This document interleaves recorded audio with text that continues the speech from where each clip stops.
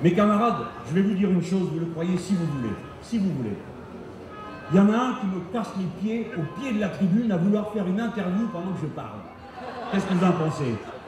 Par quoi tu veux être pendu là? Ouais, t'as vu hein? Il n'y a plus malin que toi. Pour mettre les rieurs de son côté. L'autre matin, je vois l'autre catéchiste qui me raconte ses 2 pages à France Culture. Monsieur Boris Couturier. Il a collé un bout d'article du Monde, un bout d'article de Libé, un autre bout de je sais pas quoi, il met tout ça, il se coud et ça fait un édito. Les dépenses publiques qui atteignent 1000 milliards, vous vous écroulez, 1000 milliards, vous qui n'avez pas les 2 premiers euros dans la poche. 1000 milliards, il faut que ce soit mal. Alors évidemment, vous avez peur. Vous dites, ah bah oui, quand même, on abuse 1000 milliards, mais qu'est-ce qu'on a fait? Non, vous soignez trop, blablabla, enfin tout trop, quoi. Et on n'y va pas seulement en tant que collectif, on y va aussi comme individu qui a décidé de s'exprimer, de s'impliquer. Ah bah voilà, il y a Jean-Luc qui arrive, qu'est-ce que tu viens? Vous assistez en direct au cours de peinture de Jean-Luc Mélenchon. Je vous l'ai dit, il s'en passe des choses dans cette campagne, esprit de non, campagne. Mais c'est que dans la rue, il y a un gars qui a peint ça sur les murs, c'est défense d'afficher. Ah oui. Et quand il est arrivé au bout, il n'y avait plus de place pour la dernière lettre, tu vois, il a tout décalé. Je suis devenu blogueur, quasi par hasard, et sans comprendre ce que voulait dire le mot blog. On m'avait dit que c'était un mélange entre de la politique et de l'intime. Bon, alors, comme j'ai un petit talent d'écriture, bon, j'ai commencé une fois par raconter, tiens, il tombe de la neige. J'ai commencé par un truc comme ça, et puis, je sais pas quoi. Et aussitôt, j'ai eu comme commentaire, que veut-il nous dire à travers cette chute de neige? Bon, depuis, j'ai compris. Que fait Hollande? Le pays a voté à droite, allez hop, je vous mets ce que j'ai de plus à droite dans le magasin, valse. Erreur totale. Le principal parti de leur coalition qui est leur allié s'en va. Je vous ai dit, c'est encore billard. Une fois qu'ils sont dehors, ils s'en rendent compte. Tant qu'ils sont dedans, ils croient que c'est une voiture. Voilà. Mais on ne va pas les laisser tranquilles, préparer leur petite carabistouille habituelle jusqu'aux élections municipales où ils viendront la veille avec le Doberman. Allez, Madame Le Pen, sale bête. Waouh, waouh. Ah, voici le monstre d'extrême droite. Vite, vite, venez, venez, rangez-vous autour du bon berger. On la connaît, nous la fois à chaque élection. Faut pas les laisser faire ça. Il faut leur dire, écoutez, vous là, on s'en fout. Oui, oui, votre chien, là, poussez-le. La TVA. Pourquoi vous nous faites payer ça? Moi, pendant ce temps, je suis au tribunal.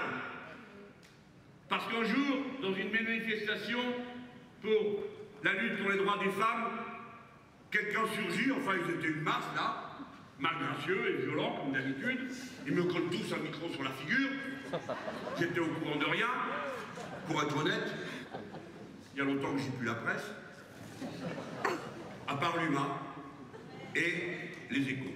Faut quand même être informé. Bon, après il y a les hebdos et tout ça. Ça va, arrêtez de pleurer, je vais pas faire la liste de tous les copains. Alors on me dit, vous savez aujourd'hui c'est la journée des femmes. J'ai envie de dire non, c'est pas la journée des femmes, c'est la journée de la lutte pour les droits des femmes. Bon, ça peut importe, c'est pas grave. On ne peut pas les éduquer surtout. Alors, aujourd'hui il y a une femme qui est très haut dans les sondages, elle est en tête pour l'élection présidentielle, c'est Madame Le Pen. En tête pour l'élection présidentielle. Un dimanche. Ils ont sondé des gens pour ça, c'est-à-dire qu'ils ont payé des personnes pour prendre le téléphone et dire « Allô? Oui? C'est pour savoir qui c'est qui sera en tête aux élections présidentielles dans 1 an et demi. » Ah oui, oui. Et puis après, j'ai une question sur les barquettes de poissons. Et puis après, j'en ai une autre sur l'essence unique dans votre ville. Oui, oui, bon, je veux bien, mais dépêchez-vous. Je dis, c'est aussi absurde de discuter de ça que de discuter du fait que le Père Noël est en tête de l'élection présidentielle. Que le Père Noël porte plainte, je comprends. Il va avoir ses chances. D'autant que moi, je vous préviens d'une chose. Le jour où il arrive et qu'il est candidat, je me désiste pour lui tout de suite. Il a un bel habit rouge, il a un mode de transport très écologique et ainsi de suite. Bon, moi, si vous me faites parler longtemps, au bout d'un moment, je vais exalter l'humanité universelle, la République une et indivisible, et les grandes figures de ma compréhension du monde. Et voici ce que nous avons entendu à Riyad, dans la bouche du président de la République française. Une sorte de prêche qui donne ceci. L'homme n'est pas sur terre pour détruire la vie, mais pour la donner. L'homme n'est pas sur terre pour haïr, mais pour aimer. l'homme n'est pas sur Terre pour transmettre à ses enfants moins qu'il n'a reçu, mais davantage. Ça, c'est un petit glissement capitaliste discutable. Et voici la suite, qui a dû être moyennement appréciée par la personne à qui il s'adressait, puisqu'il s'agit du prince qui gouverne l'Arabie Saoudite, qui est en même temps le gardien des lieux saints, qui dans sa religion a une position extrêmement tranchée, assez austère, et peu portée à l'œcuménisme, on va dire, hein, pour résumer. Et bien ça ne gêne pas notre président prêcheur, qui tout d'un coup s'improvise source de foi, et dit à l'autre, qui ne devait pas en croire ses yeux, mais qui devait déjà être bien rincé, parce que l'instant d'avant, il avait dit, entre l'Arabie Saoudite et la France, il n'y a pas que des intérêts communs, il y a des valeurs communes. Alors l'autre devait être très content, mais nous sommes très inquiets parce que nous devrions bien savoir lesquels.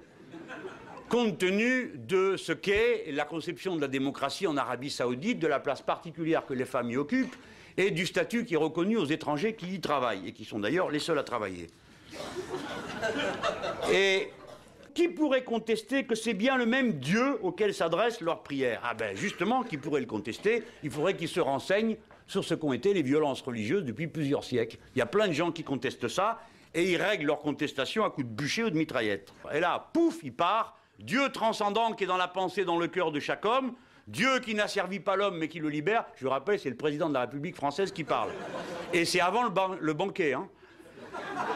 Dieu qui par-delà toutes les différences ne cesse de délivrer à tous les hommes, comme chacun le sait, un message d'humilité et d'amour, un message de paix et de fraternité, un message de tolérance et de respect. Vous savez que le monde en regorge en ce moment. L'amour de l'intérêt général à qui l'on vient demander « Papa, maman, qu'est-ce que je dois penser de ça, à ton avis? Qu'est-ce que tu en dis ?» Et lui de se tourner vers ce texte et de se dire « Je n'y comprends rien !»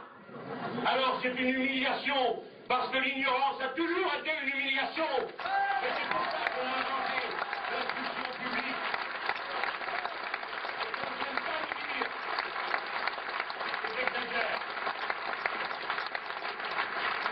Alors c'est Olivier Besancenot qui m'a dit « Il faut absolument que tu leur lises ça. » Je vais vous montrer que même quand vous vous croyez malin, vous êtes que des bêtes. D'ailleurs, la preuve, hein, on a eu peur de vous envoyer Johnny pour vous convaincre. Il a dit « Si que vous votez non, tout le monde va s'en aller. » Lui, il n'a pas attendu qu'on vote, il est déjà parti. Écoutez, maintenant, qui êtes autorisé à faire des suppliques, qu'on appelle maintenant droit de pétition, à la place de la démocratie que vous connaissez, qui consiste à élire des députés qui font la loi. Écoutez ça. Article 2, 71. La liberté des médias et leur pluralisme sont respectés. Ça va vous changer, hein? Eh bien, vous n'avez rien compris si vous croyez avoir compris. Écoutez bien ça. Parce que ça, vous le votez en même temps. Vous ne l'avez pas reçu avec le texte que vous avez dans votre boîte aux lettres. Heureusement pour les pauvres facteurs. Si vous votez la Constitution, si vous votez oui, vous allez voter oui à ce que je vais vous lire. Le paragraphe 2 de cet article, ce que je viens de vous lire, explique les conséquences du paragraphe 1 en ce qui concerne la liberté des médias. Jusque-là, vous comprenez. Et maintenant, je vais vous parler au pur Giscard d'Estaing. Il est notamment fondé sur la jurisprudence de la Cour relative à la télévision, notamment dans l'affaire C-288-89, arrêt du 25 juillet 1991, Stichting Collective Antenne Vorzining Gouda, 2.1, Rec 1 4007, et sur le protocole sur les systèmes de radiodiffusion publique dans les États membres annexés au traité, et désormais à la Constitution, ainsi que sur la directive 89-552-CE, ouvrez la parenthèse, notamment son 17e considérant. Qu'est-ce que vous en dites? Vous êtes plutôt pour ou plutôt contre? Alors, Giscard a dit, lui, qu'il avait fallu 1h30 pour lire ça, et d'ailleurs c'était bien écrit, vu que c'est lui qui l'a écrit. La preuve, c'est que maintenant il y a l'Académie française.